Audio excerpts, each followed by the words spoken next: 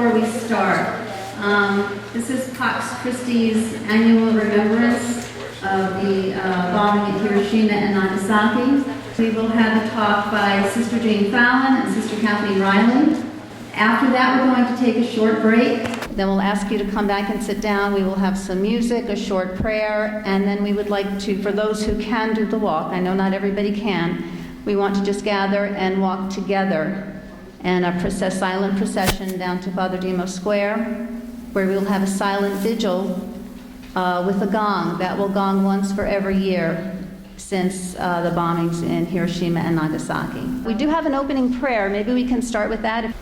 Have mercy on me, O gracious one, according to your steadfast love, according to your abundant kindness.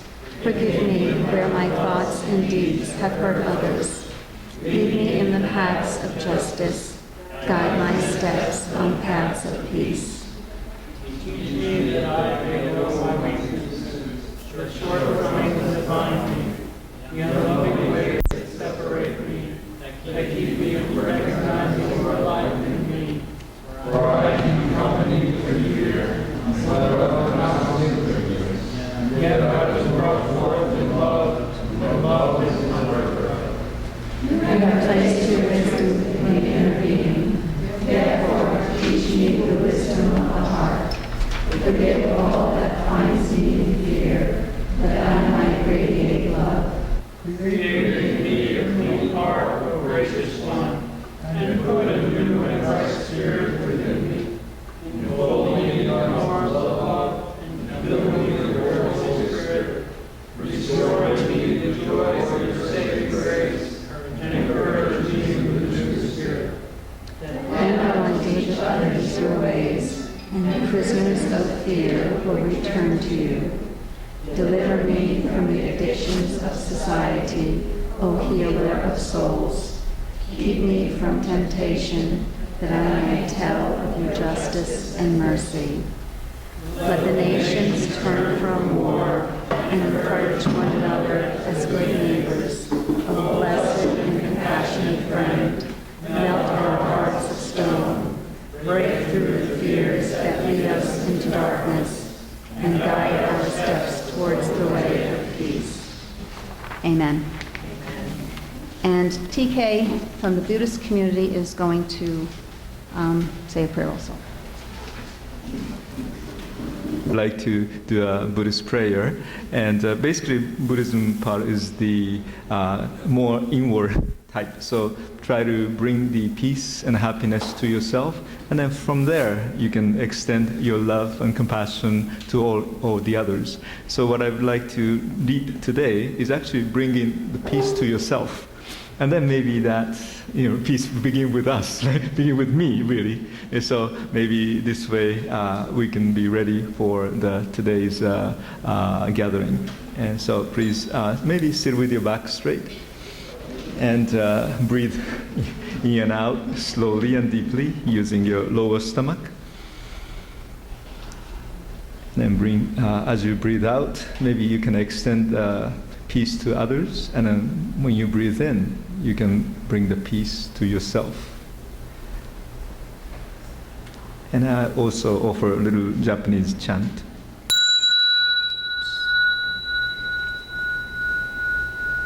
Again, sit with your back straight and relax your body and follow your breath.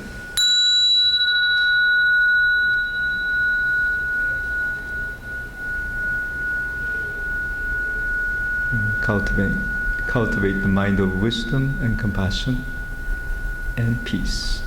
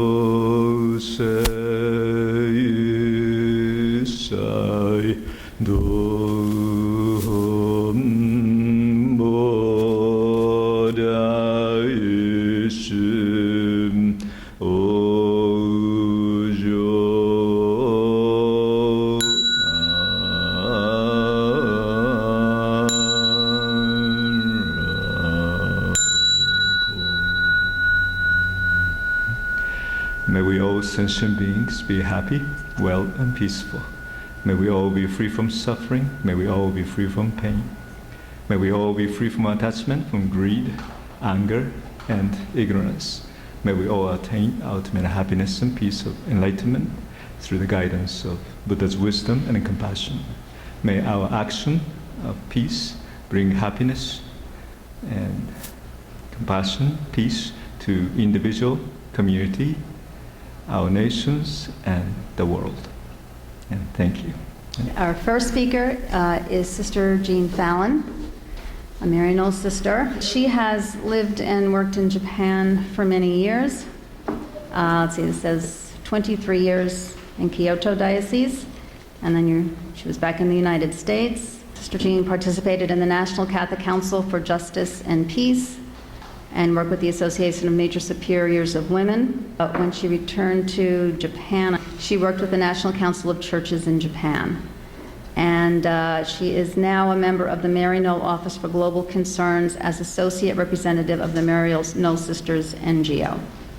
And I have been asked to speak about Hiroshima and Nagasaki when most of the world has managed to set aside nuclear weapons as a major threat to themselves or to humankind. So while these two cities are tragically forgotten, I welcome you today and thank you for taking the time to remind yourselves of what we did to them and that the crisis of nuclear armaments has never gone away. We still live with the threat of total nuclear destruction, since the weapons are still with us. It's still in their silos, ready to be launched. Still very much part of our war plans. With the growing instability of the world and our own United States political positions, this threat is not only here with us, it is becoming a certainty. That certainty is nuclear weapons will be used in the future, unless. You know what the NRA says to justify guns. It is not guns, but people who use guns. So let us consider the piece of truth contained in this excuse. With nuclear weapons, it is people, and right now it is people who manufacture, maintain, make the decisions, and make money by holding the world hostage with these weapons. So the threat continues, unless. It is always people, even when this whole project started in World War II.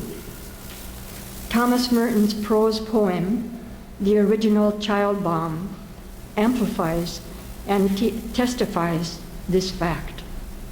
It portrays in the most vivid terms the mentality, the consciousness of each chain of command, and just why each level could continue to create, set up, and use a radiation weapon that unleashes the power of the sun on humankind. This, then, is what we must deal with, perhaps even before we take on weaponry. How are we to transform the way we think, to change our mentality, to revolutionize our consciousness? This, perhaps, is the unless.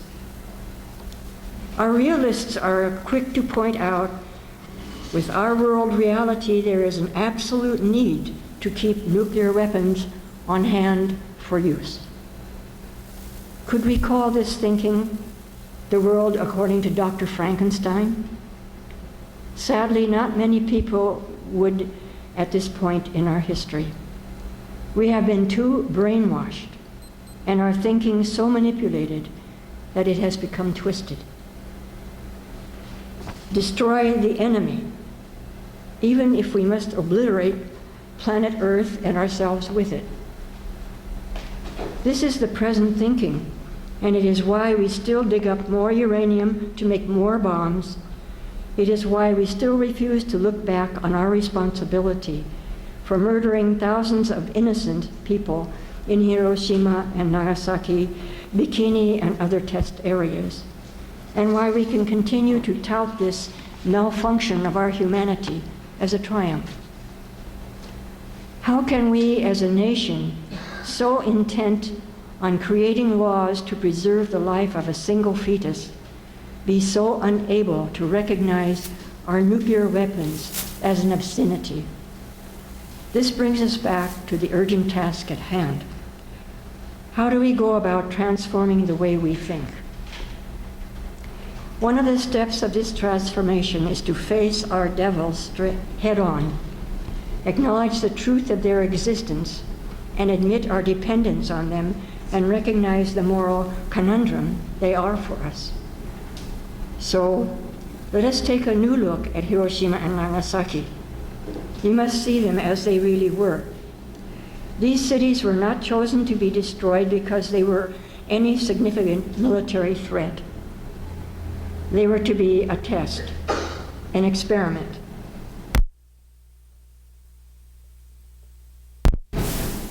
Which was not on the bombing list of the day, a convenient target to fulfill the orders for a visual drop. On August 6th and 9th, 1945, these bombs took on an existence of their own. They changed forever the way we do warfare. We have become addicted to the power they bring and to the stockpile of mad armaments we hold as our ultimate threat, mutually assured destruction. Nuclear weapons changed our abhorrence of massive destruction of human life, especially innocent children and innocent civilians' life. Along with this, they destroyed our moral standards. Another casualty was the just war theory. We are now possessed by the devils we created. Just look at our history, our nation and ourselves, since that moment in Hiroshima and that instant in Nagasaki. Well, it is time. The time has come for us now to look back so that we can change. When or if we are able to see ourselves honestly, we can begin to see the future as our choice. We can either go back to living as if nuclear weapons are no longer a threat to ourselves or to humankind, as weapons we need for survival, or we can set about changing our consciousness and our way in thinking. We can then take up the next step of sharing the bright light of doing away with the enemy threat in our minds, instead of doing away with the enemy by using nuclear weapons, or, as a matter of fact, any weapons. Instead of mad, we are called to take this leap into a mutually assured future. We can no longer view ourselves myopically as a single independent entity. When a small Japanese child saw a foreigner, me, for the first time, he told his mother, "Oh, mother, look, an earth being." This is the image that can open our eyes to the true vision of ourselves in our completeness, as part of humankind, as part of all species, as a piece of the planet Earth. What has helped me most in this exercise of transformation is personally meeting the Hiroshima and Nagasaki survivors. These targeted enemies came back from hell to give us a single message: do not let this happen ever again to anyone. So they share their stories and their lives, that we might gain another consciousness. What was done to them was done to all. But since it was done, let that be enough. Let Hiroshima and Nagasaki be the catalyst for change. What I remember every year at August 6th and 9th is not only the victims and the survivors, but ourselves and the whole of God's creation. We are hostages as long as these weapons exist. This is why I have become a pilgrim of peace, calling ourselves to do what Jesus told us at the moment when his very life was threatened. Put away your weapons. It is our ultimate challenge as Christians, and a specific way we must explore if we're going to follow Jesus. Finally, in order to see just how the threat continues, I want to look at the atomic bombs used in Japan in 1945. They were not equal. Hiroshima was given a bomb containing uranium-235. This was made from a rare isotope of uranium extracted in giant factories in Tennessee. Nagasaki was provided with the bomb made of plutonium-239, a synthetic element created in nuclear reactors in Washington State. The latter bomb was not yet even tested, so it failed to explode completely, leaving large amounts of plutonium on the ground to continue its destruction. Nature, however, intervened with 2 tiny typhoons, which washed away the residual death. However, refining uranium and creating synthetic plutonium was and is very, very expensive process, and any new enterprise needed to be practical and respectable. So with the same creativity that brought nuclear bombs into being, it was decided to defer the costs by using them in another way. And behold, a new industry. The birth of nuclear-powered electricity, peddled as cheap and safe. Thus we have been brought full circle to Fukushima. So I want to give you Sister Kathleen Reiley, who can give you personally an eyewitness account of just how safe nuclear energy is and is the reality of its threat.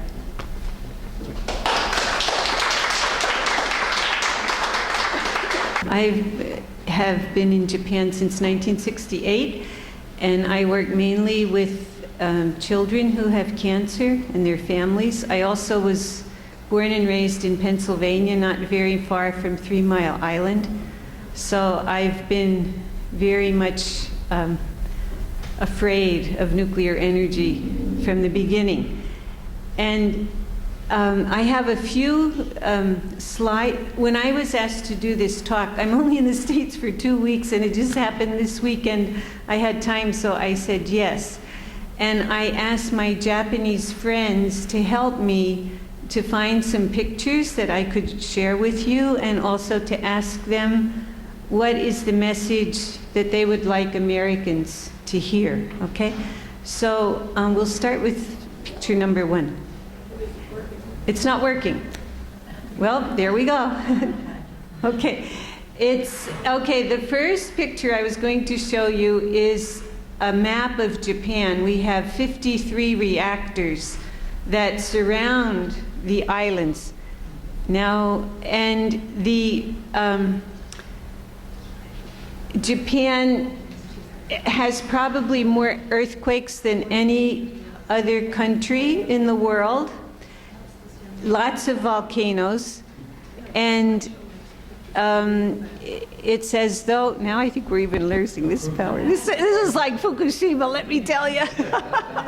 Because that's part of the problem. Their technology, they're supposed to be so great, and they're having lots of trouble trying to figure out what to do with this nuclear reactor that exploded. Anyway, Japan is densely populated. It's as though half of the population of the United States would all move to California, okay, with 52 reactors. So you can't be too far from any reactor, ever. Okay? Oh, it came. Did it come? No?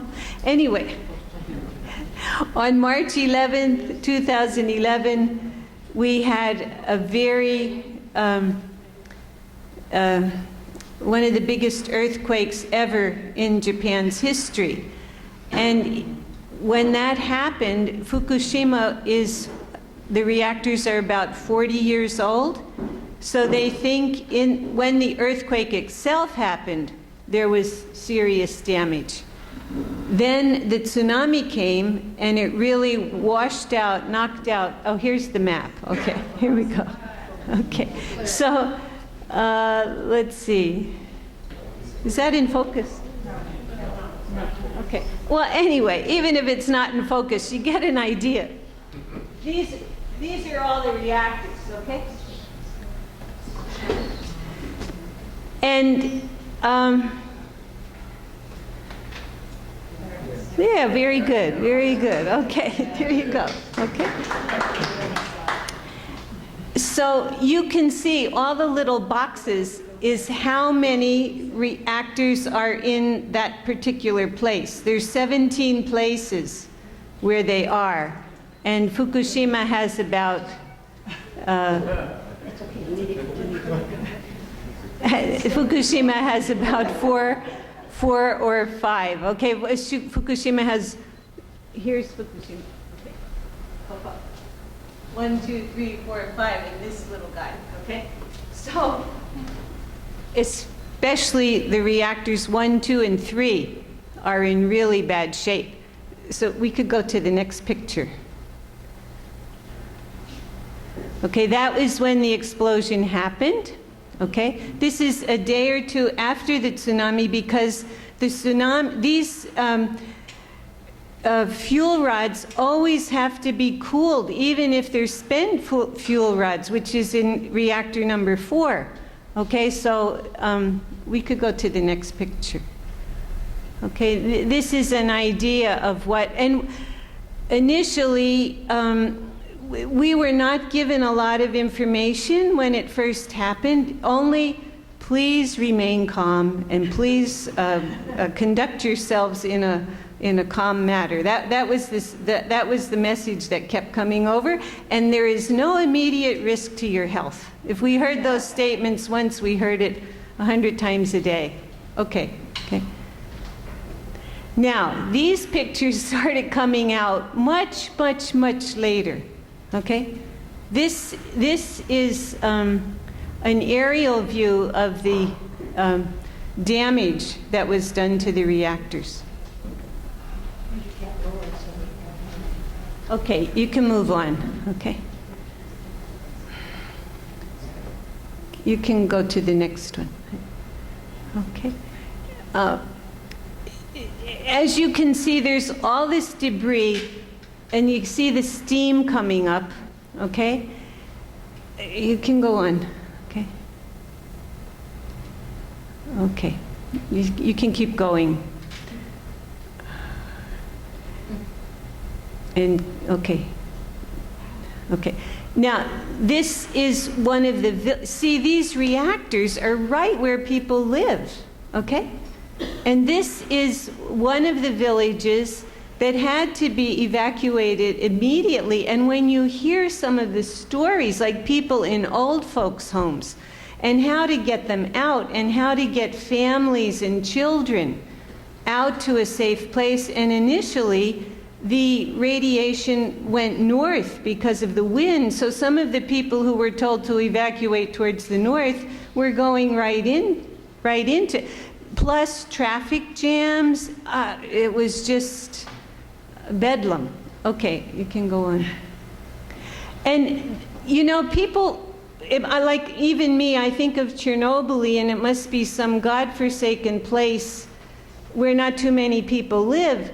But Fukushima is very much like Pennsylvania. It's one of the most beautiful prefectures in Japan, with mountains and farms and horses and cows. And 350,000 people had to evacuate. 2 million people live in Fukushima. And right over that mountain is Fukushima City, and there's still sections of Fukushima City where the radiation is rather high. Okay, you can go on to the next one. We're back to the that's much better. We're back to the devastation of the reactors, and you can see the sea is right there, because Japan, all of the reactors are built within a stone's throw of the ocean, because they have to keep cooling the reactor. That's part of the process, okay? Now, these are the famous storage tanks. Like somebody said to me, well, why don't they just cover it all up like they're trying to do to Chernobyl? But the problem with Fukushima is it's a meltdown of 3 reactors, and there's a very serious leak, and nobody knows where the leak is coming from. If you ever saw a picture of the inside of a nuclear reactor, besides the reactor core, there's all these miles of pipes that are running the coolant continually through the complex. So someplace there is a leak, and it's been happening from day one. They pour the water in from the top to keep it cool, otherwise it will explode, and the water keeps leaking out, and it's highly contaminated. So they have to put it in these storage tanks. But they're running out of room. They're running out of places to put the storage tanks, because it's been going on for 2.5 years now. And this is Japan, which is an expert in nuclear energy, okay? So nobody really knows where the leak is coming from. Nobody knows how to assess it. If a human being went into any of these 3 places, they'd die within a few minutes because the radiation is so high. They've sent robots in, but the robots never come back, because I guess the water and the heat, the robot just melts or something, I don't know. And these poor men, the conditions of the workers, people can think, oh yeah, Japanese people are, you know, so highly educated. See, there's somebody who has jinxing this. Anyway, many of these men are day laborers. They're hired for the day. They line up for work. Most of them have no families. And once their radiation level reaches 100 millisieverts, the normal radiation level from the sun that we're all exposed to is 1, okay? So the government decided, oh, in a crisis like this, these workers can stay there until they reach 100 times the normal dose, okay? So they are just dismissed. Nobody keeps records on their health or what happens to them. Many of them are subcontracted by like lesser companies. So the Tokyo Electric Company doesn't necessarily hire them. They're subcontracted.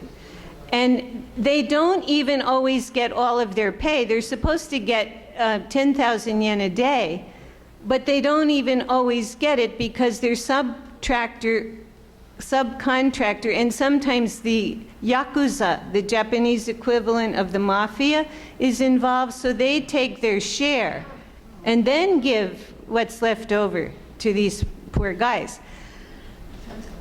So, I want to now share with you some newspaper articles. You almost have to be a detective if you want to get some news about what's going on with Japan, okay? This is Japan News, which is the equivalent of the Daily Yomiuri, which is one of the biggest newspapers and also one of the most conservative newspapers. So none of this news is ever on the front page anymore, okay? This is page 2 over here on the right. This is June 30th. Toxic groundwater found in nuclear plant well, okay? That day, it was 1,400 becquerels, okay?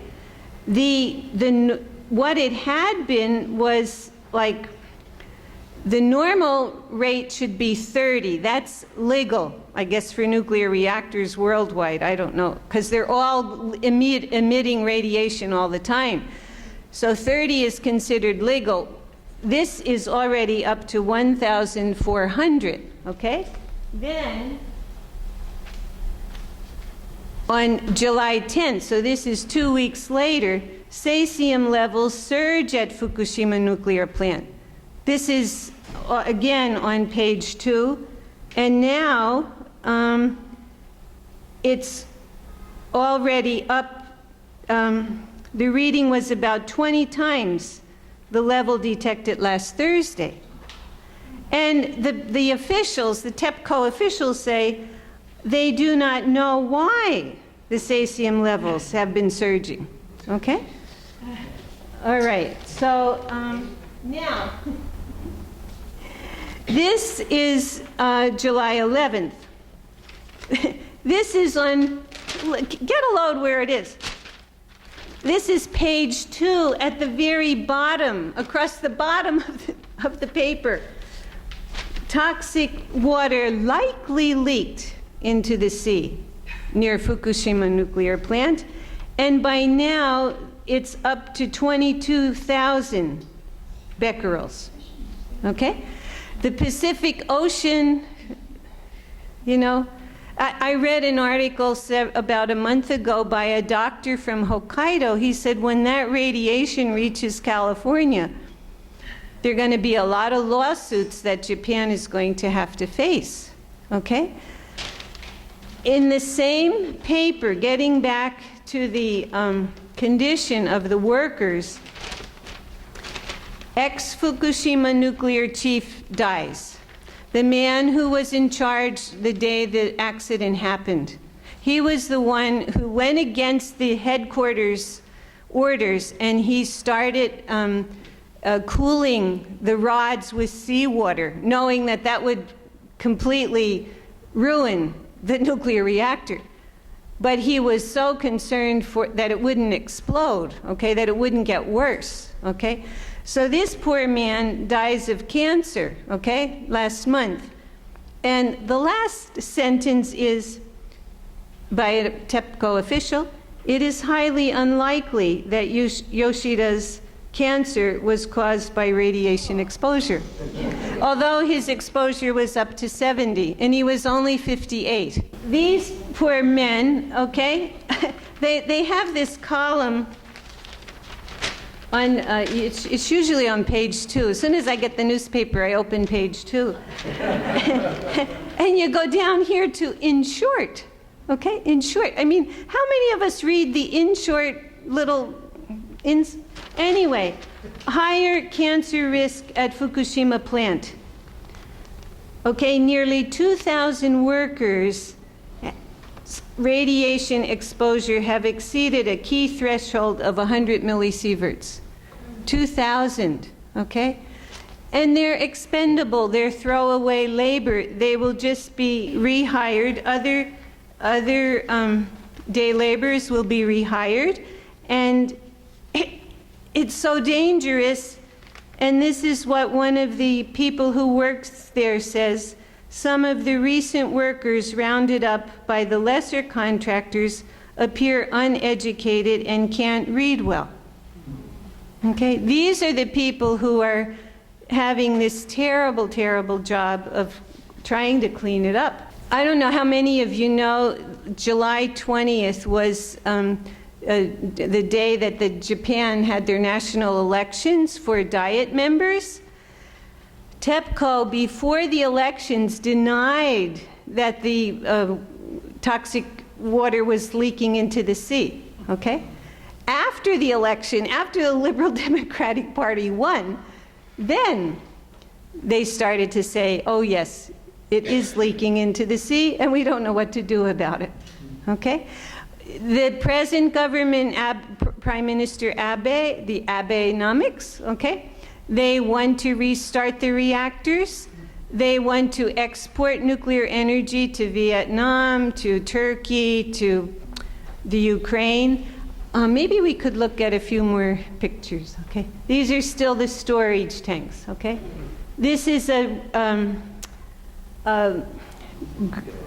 map of how the radiation is still coming out. And my friend who helped me with some of these pictures said the readings in Tokyo, well, you know, Tokyo is like maybe New York, Boston. From Fukushima to Tokyo is about the same distance as New York and Boston. So the radiation exposure that we're getting daily in Tokyo is the same that it was March of 2011, okay? Now, okay, you can go on to the next one. These are fathers who are in Fukushima and are living separate from their families because they can't find a job just by picking up and moving away, but they, for the safety of their wives and their children, their children are living like maybe 200 or 300 miles away in Kyoto, okay? And they're telling us, they're sharing with us some of the problems that they're facing because they have to be separated from their families. And after 3 years, the financial help that they're receiving from the government is going to run out. And what to do about it. Okay, you can go. This is another, oh, this is interesting. You see those bags? They're filled with contaminated soil. This is what the government is doing to clean up so that people can move back. They just dig up the surface soil and wrap it in these blue plastic sheets and leave them there. No, they don't, Jean. I've been there. Okay, well, maybe they buried them, but there's lots of others that they just moved to the corner of the playground. And with the rain and the snow and the leaves falling down, the cesium levels come right back again. And talking to mothers that I have met in Minami-Soma, she said they wash down the building, but what do they do with all that wastewater, that radioactive water? And it's getting into the streams and the rivers, and eventually it's all coming down to Tokyo Bay. This is a map that was in a Japanese newspaper recently, where all the nuclear reactors are in the world and where all the missiles are in the world. The red ones are the countries that have nuclear missiles, okay? So you see the United States, Russia, China, England, France, and India, okay? And the blue ones are all the countries that already have nuclear reactors. And the lines, the black lines, the circles, are the countries that Japan wants to export nuclear energy to. Japan already has 44 tons of plutonium. And a US official said it's undesirable from a viewpoint of nuclear non-proliferation to increase plutonium without consuming it. So the United States wants Japan to restart its reactors. And they want a country like Japan, who's an ally, to have the ability to make a nuclear bomb if they want to. I mean, it's the technology is so similar. And why is it the United States doesn't want North Korea or Iran to have a nuclear reactor?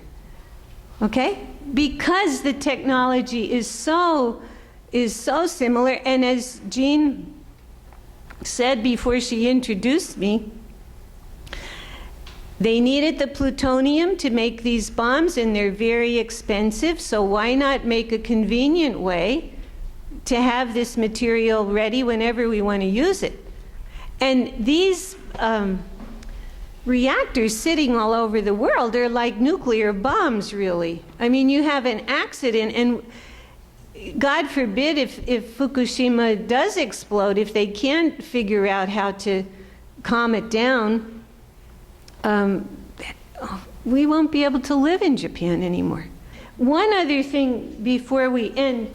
Now Japan wants to make a transmutation facility for nuclear waste, okay? This is to bombard the nuclear rods in a special building in Ibaraki, but it's experimental. And a few months ago, they had some kind of an experimental facility, and some of the radiation escaped into the environment.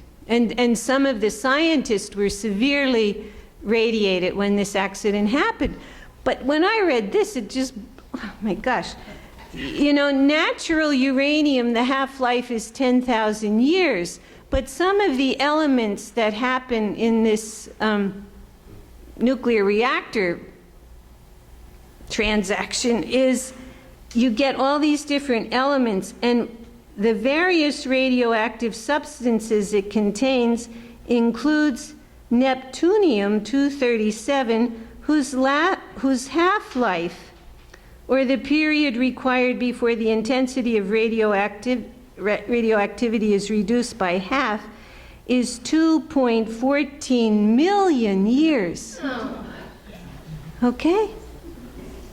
So, I mean, it's so frightening. It's really so frightening. And so many people, the reason why I have this is Tokyo. This is about a 10-minute walk from Tokyo University, okay? When I go up to, you're going to see at the end a few slides of right near, no, I'm not going to show it right now, but right near the reactor. It's devastated, okay?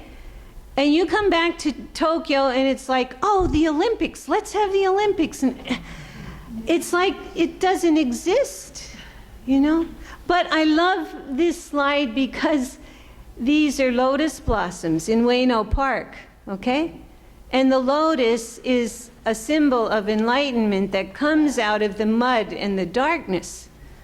And really, we just, I mean, for those of you who are Christian, August 6th is the Feast of the Transfiguration. And we just need such a deep transformation of our hearts.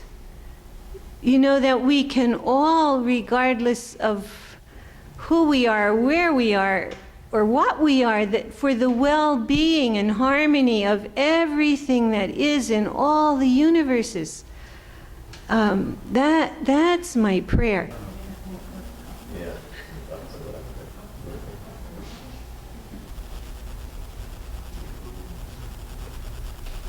These are the little meters that many people have their own to measure the radiation. Oh.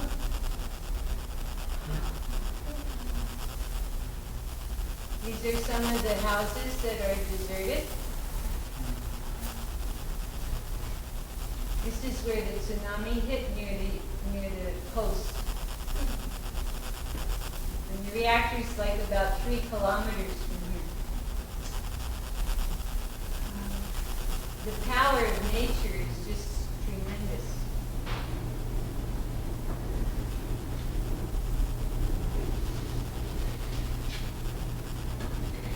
133 times the average, the normal average, okay? And it's only 2 years since the accident. Chernobyl, they started to appear maybe 4 years after the accident. And they decided, this is a roadside shrine, praying for all the people who died. And these are signs talking about the cesium level and, you know, protesting what the government is not doing.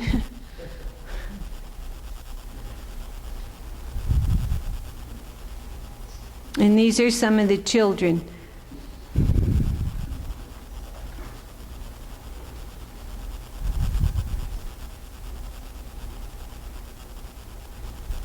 Oh, and this is the interlinear collider that they want to have in Iwate Prefecture. One of the mothers said, please tell the people, don't forget Fukushima. And one man said he felt as though the earthquake was the earth groaning, trying to give us a message. And one other person said at an international meeting, if we didn't learn from Chernobyl, why will we think that people are going to listen to us because it happened in Fukushima? So I hope we can spread the message. Thank you. Thank you both, Sister Jean and Sister Kathleen. And thank you for making that connection between nuclear weapons and now nuclear energy and the dangers of them. We were going to have some time for questions and answers. Anybody who just has a short question? It's not really a question, but in talking about Fukushima, and then we have Indian Point. Right. No problem. You know, before I went to Japan, I was with Pops Christi and Bishop Dumbleton at Indian Point many years ago. So I think New York City is better because it's up for relicensing as well. Right. That's right. Yes. So please. They have all the evacuation routes out there. Get that. Yes, I know. I don't think evacuation works. It's the traffic jams and the Hudson River, the water supply. And to see that man in charge who sadly died last month, did they say what kind of cancer? Esophageal. Would that be one that would be suspiciously? They say no. That's why they say it's highly unlikely. Oh, and one other thing, Ibaraki Prefecture is where the Tokaimura accident happened in 1999, and I work with children with cancer, and so 3 or 4 years after that accident, where are you from, Ibaraki? Where are you from? Out of 24 beds, 7 children were from Ibaraki. At one time when 4 children died, 3 were from Ibaraki. But I couldn't get anybody to investigate it. They're just starting to keep a national registry in Japan. Yeah. So, no, and I did read, though, that in France, there's a higher incidence of leukemia among children who live near nuclear reactors. And they didn't have an accident yet. Just because there's always low-grade radiation being emitted. And there was a study around Indian Point, but thanks to God, we got all the cancers on the other side of the river, not on our side. But it's increased a lot. But I mean, that's the kind of thing that Jean was talking about in terms of our consciousness. Like if I'm on this side of the river and lucky enough not to be exposed, I really have to see ourselves as whole beings, as that the fact that my sisters and brothers and creation over there is destroyed. So I think Jean hit on the key to what's going to turn this thing around, if it turns around, is that we have a much more sense that we're all one. And we care about what happens all over.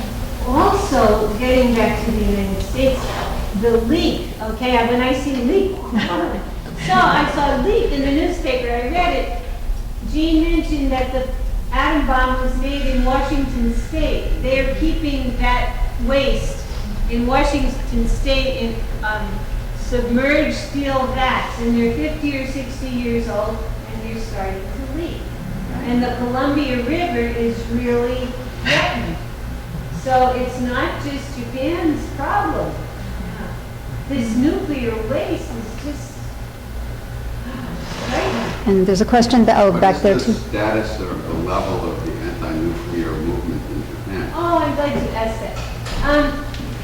There's a group of people who every Friday night go around the Prime Minister's residence in Tokyo. When the accident first happened, there were as many as 20,000 every Friday night. Last summer, there was a big rally that 100,000 people came to in a park in Tokyo. And in June, there was another one when we surrounded the Diet, and we had 60,000 people. But it's very seldom put in the news. And it's only through word of mouth and internet that we hear about it from each other. The Japanese people are very passive, very passive. But when you go to these rallies, they're from all walks of life, just ordinary housewives, families, retired people. And that gives me hope. They changed the level. One is the normal level, and the first government, when the accident happened, said when the level reaches 5, then people will be able to live there again. So now this new government says no, if the level is 20, people can live there. So, yes. When I first moved here to the village in 1959, I can't believe it, I belonged to something called the Committee for a Sane Nuclear Policy. I think it should be changed to insane. Absolutely. Absolutely. I mean, we're all being quite positive in community and Christian and orderly and loving, but it needs to be told as it is. This is insane. Thank you very much. Again. There are some petitions over on the table, and one of them is regarding Indian Point. So please stop over there, read it, and sign it. There's a couple of other activities happening around this topic. That's tomorrow, Monday, August 5th, at the Interchurch Center, 475 Riverside Drive, the annual Interfaith Peace Gathering commemorating Hiroshima and Nagasaki atomic bombings. There are flyers over there regarding that. I'm organizer. Yeah, and okay, NTK is the organizer. So. And then this is for those coming from Long Island, anybody, on Tuesday the 6th at the Unitarian Universalist Congregation in Manhasset. Rethinking Security, a call to action, no nukes, no wars, save the planet. Universal Peace Day on Monday, August 5th. Also between 5 and 7:30 at Union Square by the Gandhi statue. At 7:15 p.m. they're going to bring the Peace Bell ceremony for that. And then church that I attend, St. John's Lutheran Church, on August 8th from 7 to 10:02 p.m. We're planning a peace bowl. That's on Christopher Street, right down here, 81 Christopher Street. With the World Peace Prayer Society and a peace flag ceremony, and we have a concert at 8 p.m. in our church. And we have a memorial tribute to Toshi Seeger. Maybe Pete Seeger will be there. It's off and on. Pete Yarrow from Beautiful Mary will be there, and a whole bunch of other singers. And then at 10:02 we will ring a peace bell at the moment of the Nagasaki bombing, and we will plant a peace pole around this area as far as the big. So. And so we encourage people from all over the world to make ribbons such as these about things that they wouldn't want to be lost in a nuclear war. So this was created by students of Daytona School. And a couple of years ago, we had hundreds of ribbons wrapped around the memorials in Hiroshima and Nagasaki. There's information on that on our information table as well. Tomorrow also at 3 o'clock, we start trying to do something for the children too. And then the Hibakusha, one of the survivor from the atomic bomb in Hiroshima, so she will be speaking to the children and with the little stories too. So if you have time, I mean, it's okay. I mean, it's a family. So anybody, you can bring your children, your granddaughters, or yourself, just yourself to come. And then the peace singer is coming tomorrow, definitely. So they're planning to come join us too. So if you can encourage some people to learn something from the children, and also the exhibition, the photo exhibition is going on too. So that itself can be a good time to spend all around too. And Where is that again?